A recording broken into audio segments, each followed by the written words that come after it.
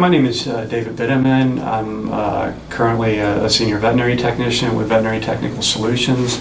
I've worked about 3-4 years in clinical care, and I've been with BI now for 3 years. What are some frequently asked questions that you're asked each day? I would say for pet owners, and we've been through a really heavy summer with fleas and ticks, I would say the most common questions we get from them tend to be what the expiration date is for Frontline, because there is none on the box. And then, the most common, I think, also would be why am I still seeing fleas on my pet?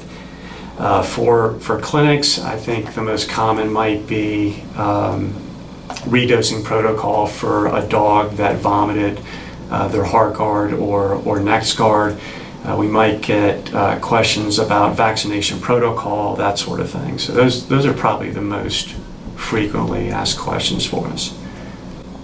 In customer care, we use LAYR to help assist customers with their questions, issues, and needs. LAYR stands for listening, acknowledging, exploring, and responding. How do you help customers resolve their questions, issues, and needs? I think that each technician brings with them their own style on interacting with the customers. I think for me, if I had to characterize it, it would probably be reflective listening, where basically I echo what the caller is saying or their feelings. I think that helps to nail down what they're asking and also relate to their problem. I think that really helps with pet owners that maybe their dog is having a reaction, or their cat recently died after receiving one of our products.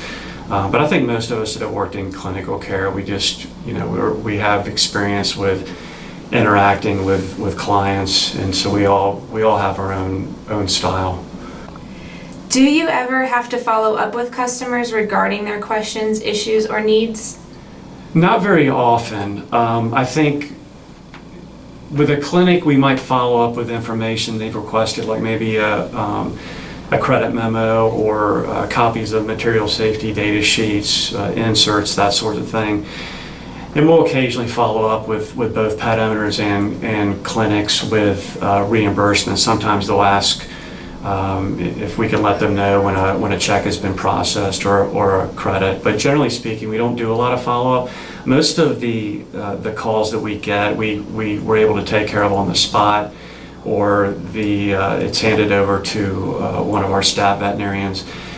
With following up with pet owners and reimbursement, or clinics with reimbursement, we're not able to do a lot of that, just because if we did that with every call, we just wouldn't have enough time to spend taking the incoming phone calls.